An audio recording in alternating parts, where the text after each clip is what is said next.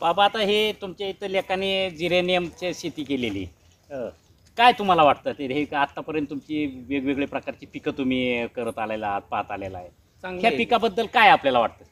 हे पिकाबद्दल चांगले आहे की वर्षातून 3 ते 4 कापण्या होतात. बर त्याच्यातून फायदा जो असा आहे त्याला जनावर खात नाही, कोणी चोरी करून नेत नाही, काय नाही. हां हा एक फायदा. पाणी कमी लागतं हां आणि ऊसापेक्षा उत्पन्न जास्त मिळते. म्हणजे ही केलेलं पीक एकदम चांगलं आहे. चांगले चांगले.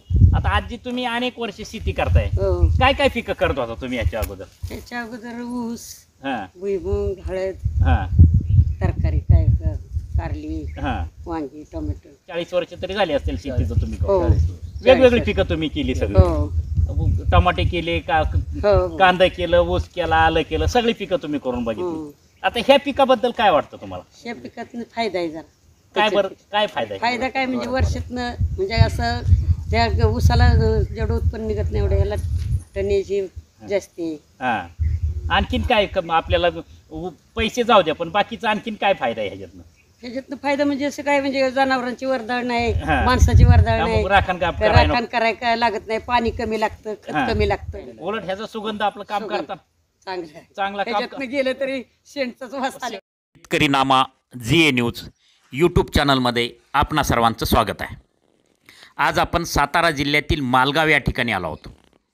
येथील प्रयोगशील व सतत नाविन्याचा शोध घेणाऱ्या गणेश गोडसे या शेतकऱ्याला भेटणार आहोत. त्यांनी सुगंधी व औषधी वनस्पती जिरेनियमची शेती केली आहे. सहज, सोपे, कमी पाण्यावर येणारे, कोणतेही जनावर न खाणारे, चोरीस न जाणारे व दर 3 महिन्याला एका एकरात 1 लाख रुपये उत्पन्न देणारे हे पीक छोट्या बागायत व जिरायत भागातील शेतकऱ्यांच्या जीवनामध्ये सुगंध देईल. चला तर मग भेटूया मालगाव येथील प्रयोगशील शेतकरी गणेश गोडसे यांना. जिरेनियम शेतीचे सलग 2 भाग आपण प्रसारित करणार आहोत. पहिल्या भागात लागवड व संगोपन व दुसऱ्या भागात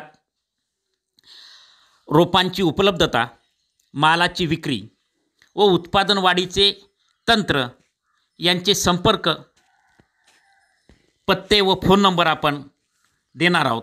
तर हे सलग 2 भाग तुम्ही पहा. निश्चितच आपली शेती किफायतशीर झाल्याशिवाय राहणार नाही. हे व्हिडिओ आपणाला आवडले तर शेअर करा व शेतकरी नामा ZA न्यूज हे चॅनल सबस्क्राईब करा. काही सूचना असतील तर कॉमेंट बॉक्समध्ये लिहा. चला तर मग माहिती घेऊया नवीन सुगंधी व औषधी वनस्पती जिरेनियम शेतीची माहिती. खरं तर हा परिसर हा बागायती परिसर, धोम धरणाच्या जो कॅनल आहे तो कॅनलच्या दोन्ही बाजूला या परिसराची शेती आहे. आणि या परिसरामध्ये प्रामुख्यानं ऊसासारखं, हळदीसारखं आणि आल्याचं नगदी पीक घेतलं जातं. आणि असं असतानासुद्धा एक नवीन असा प्रयोग की ज्या जिरेनियम या सुगंधी औषधी वनस्पतीची काही शेतकरी लागवड करतायत, त्याची चर्चा मोठ्या प्रमाणावर आहे.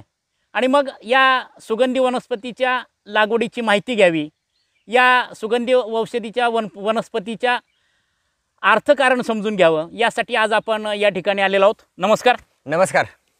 आपण या परिसरामध्ये जिरेनियमची शेती केलेली आहे. साधारण हे पीक म्हणजे नक्की काय आहे आणि त्याचा कशा पद्धतीने उपयोग केला जातो आणि शेतकऱ्यांना याच्यातून अर्थार्जन कसं मिळतं? खरं तर हे सुगंधी वनस्पतीमध्ये येतं. हां ह्याच्यापासून तुमचे जे सुगंध तयार होतात म्हणजे अत्तर, परफ्यूम किंवा तुम्हाला साबणाला काय वास असेल अशा प्रकारचे 27 प्रकारचे परफ्यूम म्हणजे जे वेगवेगळे वास ह्या ज्या ऑइलपासून तयार करतात. तर हे जिरेनियम आहे, ह्याचा एकरी तुम्हाला सरासरी एक 15 टनापासून ते 30 टनापर्यंत उत्पन्न तुम्ही मिळवू शकता. आणि ते एका टनापासून सरासरी कुठे जास्त जातं कमी जातं पण सरासरी 1 लिटर एका टनापासून ऑइल निघतं. हां म्हणजे मग ह्याचं पहिल्यांदा ह्याच्यात तेल काढलं जातं आणि तेलाची विक्री आपण तेलाची विक्री आपण करतो आणि त्यातून आपल्याला उत्पन्न त्यातून उत्पन्न मिळतं. कंपनीला आपण तेल देतो. आता हे जे जिरेनियम आहे ते आपल्या परिसरामध्ये कुठंच नाही, म्हणजे नवीनच पीक हा, आहे. नवीनच तर आहे. साधारण ही अगोदर कुठं व्हायचं आणि नक्की शेतकऱ्यांनी याची व्यापारी तत्वावर लागवड कशी करायला सुरुवात का केली? आम्हाला याची माहिती यूट्यूब चॅनलवरूनच मिळाली आहे का. बरं. त्यानंतर आम्ही माहिती घेत घेत गेलो तर अकोले या गावी आम्हाला तिथं ह्याची शेती मच्छिंद्र चौधरी म्हणून त्यांच्याकडून आम्हाला माहिती मिळाली. हां, नगर जिल्ह्यातल्या. नगर जिल्ह्यात हां आम्ही तिथे जाऊन त्याचं ट्रेनिंग घेतलं. हां. ट्रेनिंग घेऊन आम्ही 4 शेतकरी गेलो. म्हणजे आजूबाजू वडूत गाव आजूबाजूच्या गावात परिसरातले 4 जण गेलो आणि आम्ही 4घांनी पण लागवड केली याची. हां. लागवड केल्यानंतर आम्हाला तिथं सुरुवातीला सांगण्यात आलं त्याच्यापासून 12 टन एकरी तुम्हाला उत्पन्न मिळेल. बरं. पण ते गणित पण आम्हाला बरोबर वाटलं. हां. पण आम्ही जेव्हा प्रत्यक्षात लावलं की माझं स्वतःच ह्या एकर एक क्षेत्रात 17.5 टन मला उत्पन्न पहिल्यांदा सापडलं. म्हणजे ह्या तुमची जी लागवड हे क्षेत्र, हे क्षेत्र किती? 1 एकर. 1 एकर क्षेत्र आहे. 1 एकर क्षेत्र. हा, 1 एकर. साधारण लागवड कधी आहे आणि लागवडीची पद्धत काय आहे याची? याची लागवड वर्षात पाऊस पडणार कालावधी पावसाळा सोडून कधी पण वर्षभर आपण करू शकतो. हा, म्हणजे पावसाळ्या काळात लावायची. पावसाळ्यात लावायची नाही, कारण ह्याला जास्त पाऊस खपत नाही, पाणी हा. खपत नाही, निचऱ्याचं रान लागतं हा. ह्यासाठी. आणि लागवड आपण कधी पण करू शकतो. 4 फुटावर लागवड करायची असते, 4 बाय 1.5 वर. हां. 4 फुटाचे बेड सोडायचे आणि ड्रिप तुम्हाला कंपल्सरी आहे, ड्रिप पाहिजेच, मग ड्रिप त्याला गरजेचंच आहे. गरजेचंच आहे. म्हणजे ड्रिप शिवाय ही होऊ शकत नाही. बरं. हां. त्यासाठी ड्रिप पाहिजे. हा, म्हणजे कमी पाणी लागतं त्यामुळे हा, मग कमी त्याला पाणी लागतं, त्यामुळे ड्रिपची आवश्यकता ड्रिपची आवश्यक. जास्त पाणी झालं तर त्याला मुळकूज नाहीतर असं पाण्यावर करपा हां. येतो. जेवढं पाणी कमी असेल तुमचं कोरडं वातावरण ह्याला पोषक आहे एकदम. साधारण पूर्व मशागत कशी करावं लागेल आपल्याला ह्याची? जर एखाद्याने ठरवलं तर पूर्व मशागत कशी काय करावं लागेल त्याला, किंवा हे- सुरुवातीला खतं कशी करावं लागतील हे काय? 3 वर्ष एकदा लावलं ना आपण, हा. जमिनीत 3 वर्ष राहतं. हां. त्यासाठी आपल्याला पूर्व मशागत खूप चांगली करायला लागते. तेवढं तुम्हाला शेणखताचा डोस त्याला द्यायला लागतो. साधारण सेंद्रिय एकरी किती शेणखत लागेल आपल्याला? एकरी तुम्ही 3 ट्रायला शेणखत तुम्ही टाकायचे आणि हिरवळीचं एखादं पीक घ्यायचं. हां, म्हणजे तागासारखं वगैरे हा, सारखं? तागाचा ताक नाही तर मिश्र पीक पद्धत म्हणतो. ताग म्हणजे आपण पूर्ण मी घेतलेलं सांगतो तुम्हाला. हां. मी माझ्या ताग त्यांच्या हां. म्हणजे ते सगळे हिरवळीचे पिकाचे सगळे एक दल वर्गीय 4 पिकं, ज्वारी, गहू, हा. बाजरी, हां. ते सगळं ह्यात म्हणजे टाकलेलं. एकत्रच केलं सगळं एकत्र केलं. हां. म्हणजे तुमचे पाक बिया, तेलबिया, हां. भाजीपाला मग पिकं, सगळ्या प्रकारची कडधान्य मसाले वगैरे पिकं सगळं एकत्र करून ते विस्कडलं हां. आणि ऊस होता साधारण त्याच्यात. 1 एकरामध्ये किती सगळं मिळून किती ही झालं तुमचं? किती टाकलं असेल ते? किती ते किलो एक 20 किलो टाकलं सगळं मिळून. हां. बरं. हां. 20 किलो टाकल्यानंतर मग ते 1-1.5 महिन्यानं गाडलं मी. हां. आणि त्याच्या आधी ऊस होता, ऊसाची पाचड पण याची जमिनीत गाडलेली, ती कुठे करून ते कुठे करून टाकलेली आणि त्याच्यावरच हे काढलं आणि त्याला भिजवलं. त्यामुळे पाचड पण कुदली आणि हे हिरवळीचं की प्लस शेणखत मी टाकलं. हां. एवढं खर्च केला, खर्च म्हणजे तेवढं खत दिलं त्याला. सुरुवातीला, कारण आपले हां. 3 वर्ष पीक ठेवायचे. हां. ते 3 वर्ष तुम्हाला मेहनत करायची गरज नाही, काय नाही. हम्म. त्यासाठी सुरुवातीला चांगले सेंद्रिय खतं घालून घेतली. बरं. त्यानंतर रासायनिक खताचा एक नॉर्मल डोस दिला हम्म. आणि परत ड्रिपनं खतं देणं चालू आहे. साधारण लागण मग कशी, मग सरी किती अंतर किती आहे? सरी 4 किती फुटाची सरी आहे ह्याला. 4 फुटाची आणि म्हणजे 1.5 उसाला फुटावर जशी आपण सरी हा, सोडतो ऊसाच्या सरी फक्त ऊसाच्या बेड रेषेने- घालून घ्यायचं. हां. बेड घालायचं. हा, म्हणजे वरचा माथा त्याला आपल्याला सपाट करावा. सपाट करायचं हां. आणि 1.5 फुटावर लागण करायची. तुमचं 1.5 फुटाचं ड्रिप घ्यायचं. हां. ड्रिपच्या प्रत्येक ड्रिपर पाशी एक रोप लावायचं. हा, म्हणजे 1.5 फूट त्या ड्रिपचं जेवढं अंतर असेल त्याच्याबरोबर प्रत्येक ड्रिपला लावायचं. ह्याप्रमाणे एकरी तुमचे 8,000 रुपये बसतात आपले. म्हणजे रोपं लावायची. हा, 8,000 रुपये बसतात. म्हणजे ड्रिपरच 8,000 होतात, त्यामुळे रोपं पण 8,000च बसणार. बरोबर. एकरी एकरी 8,000. हां. साधारण ही रोपं कुठून आणली किंवा काय त्याची काय कशी मिळाली आणि त्याची किंमत किती होती त्या रोपाची? किंमत त्यावेळेला 10 रुपये एका रोपाला आम्हाला किंमत मिळाली. बरं, म्हणजे एकरी 80,000 रुपये रोपाचा 80,000 खर्च. हां. रोपाचा खर्च झाला. हम्म. आणि वडूतला सुधाकर साबळे म्हणून आहेत, त्यांच्याकडून आम्हाला रोपं मिळाली. बरं. त्यांनी मग अगोदर बुकिंग केलं होतं का? हा, अगोदर बुकिंग केलेलं हां. आणि त्यांनाच आम्ही ऑइलचा पण करार त्यांच्याबरोबरच केलाय. बरं, म्हणजे करार करता येतो आपल्याला. हा, याचा करार करता येतो. हां. एकदा करार दरासेच करता येतो. म्हणजे इतर पिकाचं कुठे शाश्वती नाही तुम्हाला एवढेच पैसे मिळतील म्हणून, हां. पण हे शाश्वत तुम्हाला मिळते. फक्त तुम्हाला उत्पन्न काढायचं 6,000 रुपये टन हां. असं त्याचा दर आहे टनाचा. तुम्ही किती टनेज काढाल तेवढा तुम्हाला उत्पन्न मिळणार आहे. मग आता लावल्यानंतर साधारण ती पुढं मग कसं त्याचं उत्पन्न चालू होतं? तुम्ही ही लागण कुठल्या महिन्यामध्ये केलेली आहे? मी ही फेब्रुवारी महिन्यात बरं. लागवड केली. फेब्रुवारीमध्ये केल्यानंतर मग ते पहिलं कधी येतं कट करायला किंवा ते उत्पादन कधी सुरू होतं? 4थ्या महिन्यानंतर कटिंग, 4 महिन्यात कटिंग होतं पहिली लागणीनंतर. हां. कारण रोप सेट व्हायला त्याचा 1 महिना जातो बरं. आणि तिथून वाढीला 3 महिने, असे 4 महिने सुरुवातीला. हां. आणि नंतरचं जरा खोडवा आपण ठेवतो तो 3-3 महिन्याने प्रत्येक कटिंग. कटिंग करायचं म्हणजे वरचं पाला कापून घ्यायचा. हा, एक म्हणजे हा शेंडा आहे तो हा 4 बोट इथून कापायची. मुळापासून 4 ते 6 इंचावर असं कट करायचं.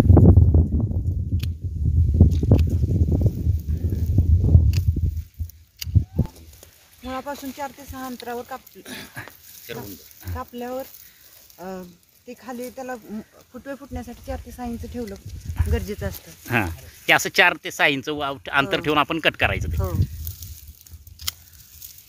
पहिलं कापलेलं दिसते आपलं प्लॉटमध्ये बघितलं तर तुम्हाला हां. लक्षात येईल. हां, हिच्या जमिनीपासून 4 बोट काडी खाली कापलेली सोड- हां. काढलं. कारण ते परत फुटवायला त्याला हां. ती काडी पाहिजे. हां, मग कापून हे सगळं गोळा करायचं. हा कापून गोळा करायचं आणि आपण ट्रॉलीमध्ये भरायचं. बरं. ट्रॉलीमध्ये भरताना मग त्याला बांधावं लागत नाही काय नाही, डायरेक्ट अच्छा, भरलं तरी ते मोकळं भरलं तरी मोकळं बसतं. वेल असल्यामुळे थोडा हां, तसंच बसतं आणि हां. तसं नेऊन तुम्ही वजन करायचं काट्यावर हां. आणि तिथं जाऊन कंपनी जाऊन खाली केलं की मग ते तिथून पुढचं ते प्रोसेसिंग करतात. म्हणजे हे फक्त म्हणजे कंपनीला फक्त ही वरच्या फांद्याचं आपण नेऊन विकायचे. हा फांद्या म्हणजे विकायच्या. आपण पाला- तेल वगैरे काढत नाही बसायचं. नाही आपण नाही काढत बसायचं. ते सगळं कंपनीचं प्रोसेस. आपल्याला 6,000 रुपये कंपनी दर देणार टाकणार. मग हां. कंपनी ती ऑइल पुढच्या कंपनीला विकणार. साधारण आता ह्याच्या 1 एकरामध्ये किती टन माल सापडला तुम्हाला पहिल्या? मला पहिल्या कापणीला 17.5 टन सापडला. 17.5 टन. आणि नंतरच्या कापणीला 16 टन, कधी 18 टन, असा पण 17 त्यांनी दर 17.5 किती दिला होता? 6,000 रुपये 6,000 म्हणजे टनाला 6,000 रुपये. म्हणजे 1 लाख रुपये साधारण तो पहिल्या वेळेस तुम्हाला मिळाले. हो पहिल्या तोड्याला पहिल्या पहिल्या. तोड्याला. आणि नंतर परत ज्यावेळेस आपण कटिंग करतो, कटिंग केल्यानंतर मग त्याची परत काय काय मशागत कटिंग करावं? केल्यानंतर त्याला बुरशीनाशके मारून घ्यायचं, कारण आपण कापलेल्या बरोबर त्याला जखम झालेली असते, त्यामुळे बुरशीनाशके मारून घ्यायचं हां. आणि खतं सोडायला सुरुवात करायची. हां, खतं काय ड्रिप मध्ये सोडायची? हा ड्रिप मधून आपण 19, 19, 12, 61, हां, म्हणजे आपली जी बाकी हा, इतर बाकी इतर पिकांना लागतं तीच खतं आपण खतं द्यायची. आता ही खतं परत सोडल्यानंतर तो परत कापणी किती महिन्यांनी येते? परत 3 महिने 90 दिवसात तुम्हाला परत पीक कापायसाठी तयार होतं. हां, परत 90 दिवसांत तुम्ही कापायचं. परत तीच प्रोसेस तुम्ही 3 वर्ष करू शकता. हां. फक्त तुम्हाला नंतर मग एक थोडा करपा येतो. जर पाऊस जास्त झाला, धुकं पडलं तर करपा रोगाचा प्रादुर्भाव होतो. त्यावेळेला 1-2 बुरशीनाशक मारली हां. आणि आळीचा प्रादुर्भाव थोडा होतो, त्यावेळेला कोराजिन सारखं कीटकनाशक स्ट्रॉंग मारलं की मग तुम्हाला जास्त कीड रोग ह्याला नाहीत. ह्याला तुमचं जंगली वनस्पती म्हणजे जंगली प्राणी कुठला खात नाही. हां. म्हणजे जनावराचा काही त्रास नाही. हम्म. शेळी म्हणा, गाय म्हणा, डुक्कर, रानडुक्कर, तसला काय बाकी इतर चोरीचा पण काय प्रश्न? चोरीचा पण पिकाचा- काय त्रास नाही. पिकाची चोरी व्हायची काय प्रश्न? अजिबात नाही तसला काय त्रास. इतर काय त्रास नाही याचा. हां. आणि फवारण्या पण त्या मानाने कमी लागतात. जर आपण फवारण्या दिल्या तर वाढीसाठी टॉनिकच्याच फवारण्या दिल्या तर ते आपल्या आता आपण फायद्याचं आहे. ही जी सुगंधी वनस्पती, हा. मग याच्यावर आपल्याला औषध मारता येतं का किंवा काय फवारणी हो, केली येतं, तर येतं. त्याच्यावर काय परिणाम होतो का नाही नाही त्याचा? त्याच्यावर काहीच परिणाम किंवा तसं काय कंपन्या आपल्यावर बंधन घालतात की तुम्ही औषध मारू नका किंवा काय करू नका, असं काय तसं काय? नाही. कंपनीचं बंधन तसं काहीच काहीच. नाहीये. बरं. फक्त आपण ज्या वेळेला आपण कटिंग करतो, कटिंगच्या आधी युरिया फक्त 15 दिवस सोडायचा नाही. हां, म्हणजे ज्यावेळेस आपण कापणार हा, आहे. कापणार त्याच्या अगोदर युरिया सोडला तर ऑइलचं प्रमाण कमी होतं. हा. त्याच्या व्यतिरिक्त ह्याला काहीच बंधन नाही. हां. तेवढं. आता आपण ह्याचं तेल फक्त वापरतात. हो तेल वापरतात. तेल हे जी प्रोसेस करून तेल काढतात. तेल काढतात. तर आपल्याला तेल काढण्याची प्रोसेस आपल्याला करता येते का? हो येते की आपल्याला करता येते. जर 6 एकर क्षेत्र असलं हां. तर ते ऑइल डिस्टिलेशन युनिट पण आपण सुरू करू शकतो. बर. त्यासाठी साधारणचा 8 लाखापर्यंत खर्च येतो. हां. 8 म्हणजे लाखानंतर गुंतवणूक आहे त्याला. 8 लाखाची गुंतवणूक आहे. हां. आणि तिथं तुम्ही 4 मजुरामध्ये ते युनिट चालवू शकता. हां. म्हणजे जास्त फक्त 6 एकर एका शेतकऱ्याला उत्पन्न- 6 एकराच्या पुढे तुम्हाला ते क्षेत्र डिस्टिलेशनचे युनिट टाकायला परवडतं तुम्हाला स्वतःसाठी. स्वतःसाठी जर असेल तर. आता ह्या परिसरामध्ये कुणी किती शेतकऱ्यांनी लागण केलेली किंवा इतर तुमचे समजा तिथं आजूबाजूच्या शेतकऱ्यांनी केलेली आहे का किंवा शेतकरी येतात का पाहायला? हा बरेच शेतकरी येतात. म्हणजे हां. दर आठवड्याला कोण ना कोण आजूबाजू परिसरातले येतं, माहिती घेऊन जातं. हां. आणि बऱ्याच जणांनी लागवड पण केलेली आहे. मी सुरुवातीला लागवड केली तर आम्ही इथं आमच्या परिसरात फक्त 3 एकर आम्ही लागवड केलेली. हां. आणि त्यानंतर आता जवळजवळ 50-100 एकरापर्यंत ते गेलेलं आहे. ह्या मालगावमध्ये का? नाही आजूबाजूच्या आजूबाजूच्या परिसरामध्ये एक 10 किलोमीटरच्या एरियात एवढं लागवड झालेली आहे. आणि 1 युनिट वडूतमध्ये पडलेलं आहे. हां. आणि इथं सोनके म्हणून गाव आहे. हां, माहिती आहे सोनके. हां. सोनके गावात 1 युनिट पडलेलं आहे. 2 युनिट झाले आसपास. म्हणजे ते घेतात साहेब ते रेट कसा देतात सगळीकडे? 6,000 रुपये टनाचा रेट आहे हां. सगळीकडेच. साधारण वजन कसं वजन भरतं का त्याचं काय आपल्याला किंवा वजन वाढीसाठी किंवा काय असं काय? वजन काढण्यासाठी आपल्याला खतं सोडायला लागतात त्याला. हां. आणि सेंद्रिय पदार्थ पहिला सांगितल्यामुळे हिरवळीचे खतं, शेणखत हे असेल तेवढं तुमचं वजन जास्त भरतं. आता ह्याच्यामध्ये रोगीचं प्रमाण किंवा किडीचं प्रमाण ही कसं आहे म्हणजे किंवा होते का अतिशय कमी होतं, किंवा कधी पण- होतं साधारण कुठल्या ह्याच्यामध्ये? सुरुवातीला ही जेव्हा कवळे असते, सुरुवातीला फुट निघायला 1 महिन्याच्या पिरियडमध्ये एक आळी येते एकदाच. बाकी ह्याला थ्रिप्स, मावा, थोडं तसला काही त्रास नाही, फक्त आळी येते. हां. ती पण एक फवारणी आळी जाते. हां. परत तुम्हाला आळीसाठी फवारणी पूर्ण पिकात एकदाच करायला लागते 3 महिन्यात. आणि करपा जर पाऊस जास्त झाला आणि धुकं पडलं तर करपाचा प्रादुर्भाव होतो. नाही तर हिवाळ्यात आणि उन्हाळ्यात काही त्रास नाही पिकाला, फक्त साधारण- पावसाळ्यात. साधारण एकरी आता आपण सुरुवातीपासून मेहनत हां. नंतर खतं असेल, औषधं असतील आणि आपल्याला पहिला कटिंग आपल्या हातामध्ये येतोपर्यंतचा जो खर्च आहे साधारण खर्च आणि उत्पन्न असं किती आहे आपल्याला सांगता येईल की मग आपल्याला एकरामध्ये एवढा खर्च होतो आणि उत्पन्न मात्र आपल्याला वर्षभरामध्ये ती आपल्याला म्हणजे ऊससुद्धा आपण बघितला तरी तेवढाच जातो हा, ऊसाचा ऊसाचा पण वेळ पण तेवढाच. तेवढाच जातो तेवढाच. सगळा एकंदर. तर साधारण एकरात उत्पन्न किती होतं आणि खर्च किती होतो सगळा मिळून खर्च सुरुवातीला 1-1.5 लाखापर्यंत खर्च होतो. रोपापासून जा. हा, रोपापासूनचे पहिली काटणी होतेपर्यंत 1.5 लाखापर्यंत खर्च होतो. हां कारण आपण काटणी करून त्यांच्यापर्यंत कंपनीमध्ये पोहोचवण्याचा खर्च आपला आहे. हां त्यामुळे 1.5 लाखापर्यंत तो खर्च जातो. पण तो पहिल्याच पिकात तुमचा नेल होतो. हां म्हणजे तिथं तुमचं भांडवल पूर्ण 4 महिन्यात नेलं होतं. हां आणि तिथून पुढे जे 3 महिन्यात कटिंग कराल त्यावेळेला दर तुमचा सरासरी 31,000 पर्यंत खर्च जातो. हां म्हणजे खतं, मेहनत, तुमचं कापणी, हा. वाहतूक 31,000 पर्यंत जातो. त्यामुळं तिथून पुढं दर रोज 1,000 रुपये तो शेतकऱ्याला एका एकरात फायदा राहू शकतो. हां म्हणजे आपण कटिंग करून पुढचा जो पहिला खर्च तो हां. हे झाल्यानंतर त्याच्यानंतरचा येणार नंतर खर्च काय काय होत राहतो त्याच्यावर. त्यानंतर तुम्हाला ड्रिपनं खतं Drip ने सोडायला खत- लागतात. हां एक बुरशीनाशकाच्या कीटकनाशक 2-3 फवारण्या करायला लागतात. 3 हा. फवारण्या करायला लागतात, 2 ते 3. आणि काढणी आणि वाहतूक. चाळणी बांधणी काय करावं लागते गायला बांधणीसाठी काय बांधणी वर्षातून एकदा करायला लागेल. हां हा, सुरुवातीला कारण कटिंग झालं पहिलं तर बेड चांगलं आपल्या 4 महिन्यात बेडला काहीच होत नाही. हां पण एखादा पावसाळा झाल्यानंतर ह्या दिवसात एखादी खत टाकून खताची भर द्यायची आणि परत आपण आलेला मातीची भर घालतो तशी मातीची भर घालायची. एवढं 1 वर्षातून एकदा करायला लागायचं. 3 वर्षात 3दा फक्त तो खर्च आहे. जमीन कशी लागेल ह्यांना जमीन आणि पाणी पाणी साधारण जमिनीची पाणी काय कमी तुम्ही लागतं. आता लावताय की जमिनीचा दर्जा कसा असला पाहिजे किंवा काय जमीन हलकी लागते याला. हलकी म्हणजे भारी जमीन असेल मध्यम ते हलकी लागते. भारी जमीन नाही बारीचं चालत. पाणी धरून ठेवणारी हा, पाणी नको. धरून ठेवणारी जमिनीत मुळकोजवा येतो. हां म्हणजे आणि आपले हां पाणी पण कमी लागतं. आठवड्यातून जर ड्रिप असेल तर 1-1 तास असं 2 वेळा चालवायचं फक्त. आठवड्यातनं फक्त 2 वेळा. 2 वेळा चालवायचं. 2 तास तुम्ही पाणी दिलं तरी चालतंय आणि 2 वेळेला खतं सोडायची. हां एवढी काळजी घ्यायची त्या पिकाला कारण उत्पन्न वाढीसाठी. हां ह्या पिकाचं इतकं उत्पन्न तुम्ही जेवढं त्याला जपाल तेवढं ते उत्पन्न जास्त देतं. हे जर रेकॉर्ड उत्पन्न आमच्याच मित्राने एक ठिकाणी काढलेलं आहे. 30 टन काढले. एकरी. एकरात 30 टन उत्पन्न हां. काढलेलं आहे. हां 4 महिन्यात पहिल्याच लागण होती त्यांची. लागणीला 30 टनापर्यंत उत्पन्न काढले. आता ही जी बघतो आपण तर आता ते लोक तू म्हणता की आता वाढत चाललंय क्षेत्र. हो, क्षेत्र तर वाढत असं होतं की बघा काही पिकाचं असं होतं शेतकरी मग एकच पीक करायला लागतात. एक करायला लागलं की मग त्याचे घेणारे लोक मग व्यवस्थित दर हां, देत तो नाहीत आहेच कमी ही देतात. तर अशी मागणी ह्याची आहे का जास्त मागणी झाली तर मग दर पडतील असं काय वाटतं का तुम्हाला.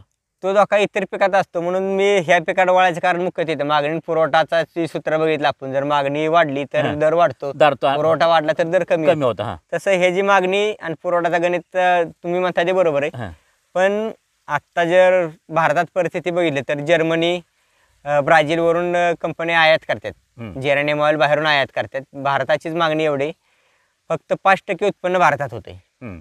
जर 100% गरज आहे 5% उत्पन्न होते. त्यामुळे ती एवढी गरज पूर्ण होतपर्यंत दर त्याचा काय कमी येणार नाही. म्हणजे आपल्याला अजूनही किती हा, अजून शेतकऱ्यांनी किती लावलं क्षेत्र वाढलं तरी तरी सुद्धा पण दर कमी येणार दर नाही. कमी येणार आणि नाही मागणी त्याची प्रचंड आहे. आणि दिवसेंदिवस वाढत चालली. हा, आणि आपण इतर शेती उत्पन्न ते आपण निर्यात करतोय पण हे आयात करायला लागते. बरोबर आहे. हां म्हणजे 95% आयात होते फक्त 5% भारतात उत्पन्न होतं ह्याचं. त्यामुळे ह्या पिकाला स्कोप तसा भरपूर आहे. साधारण हे पीक कुठं केलं जातं किंवा काय तुम्हाला माहिती आहे का की बाबा हे पूर्वी किंवा आत्ता नवीन मागणी वाढल्यामुळं मग शेतकरी आता ह्या व्यापारी किंवा असं लागवड करायला लागलेत असं. हा, हे बेंगलोरमध्ये ह्याच्या वराठ्या तुम्हाला भरपूर बघायला मिळतात आणि आसाममध्ये. बरं. या 2 राज्यात ह्याची सुरुवात झाली भारतात. हं. त्यानंतर आता महाराष्ट्रात आपल्या सातारा जिल्ह्यात सुरुवात झाली. नगरमध्ये हां तिथं पण बऱ्याच प्रमाणात क्षेत्र वाढले. हां त्या चौधरींनी ते मोठ्या प्रमाणात केलंय.